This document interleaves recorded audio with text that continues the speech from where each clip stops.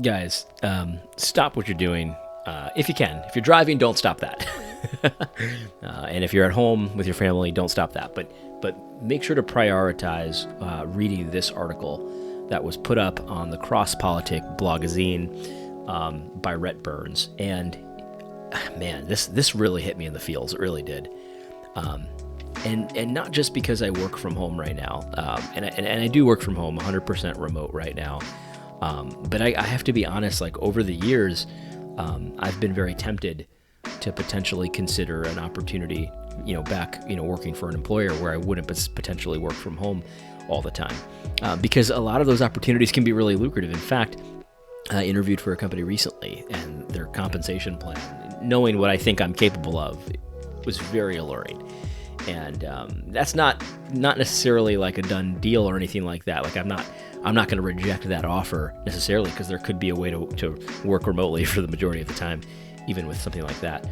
But man, this is a great article. It really makes you kind of reevaluate your priorities and things like that. And obviously, men, we understand that we have to provide for our families, and all of us want to provide it for our families well. We want to have enough, and we want to have enough that we can do good things in our community, and we can give a lot to people. And I'm not to say, like, if you don't have a lot of money, you can't give. You certainly can. I mean, that's not what I'm saying. But what I'm saying is we all have this dream of providing our family with a very comfortable life, and being able to give a lot of money away. That would just be awesome. A lot of Christians have that dream.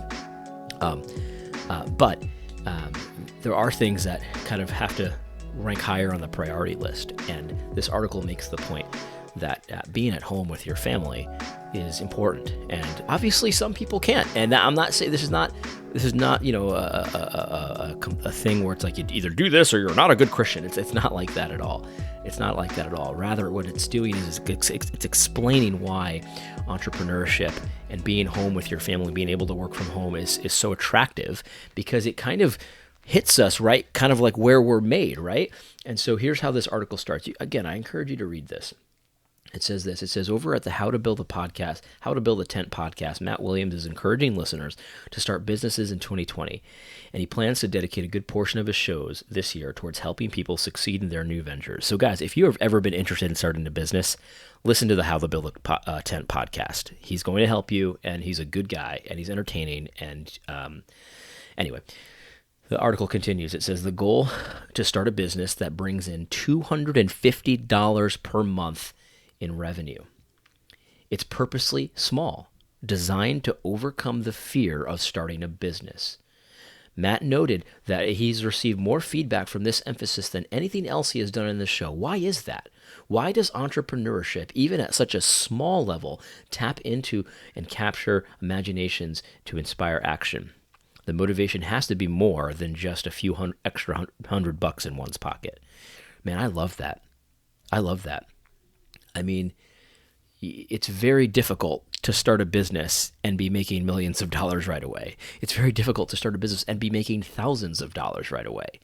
But a goal of $250 a month in revenue, that's something that seems achievable, and it is achievable.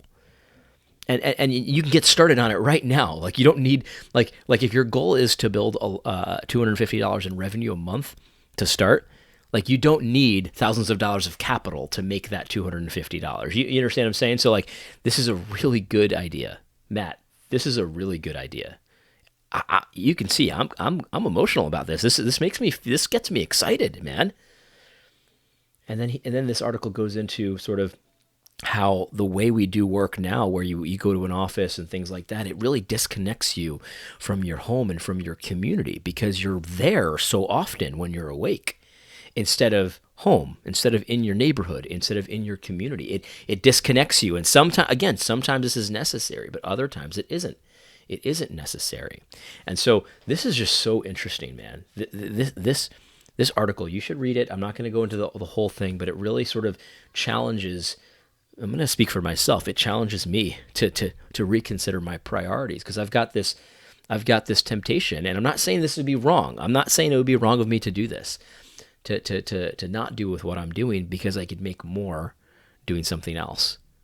And when you're home and you're with your family, and And it's great. I consider myself so blessed. But working your business on your own, it can be hard to really produce what you think you're capable of. And so, man, I needed this article. I really did. Especially, I mean, even in the last few days, this has been something that I've been thinking about. So, the timing of this article was just perfect. The timing of this article was just perfect.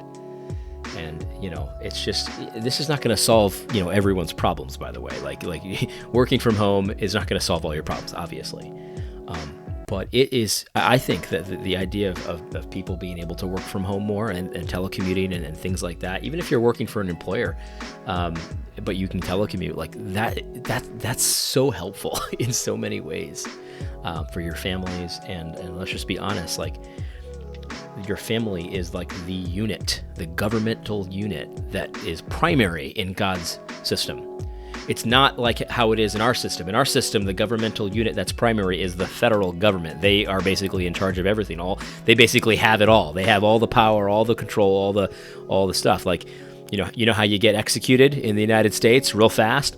Treason against the state. But treason against the family, it's just no big deal to us anymore. In fact, there's an entire cottage industry of people that make a ton of money based on divorce. I was speaking to a real estate agent the other day because I've been touring houses and stuff like that.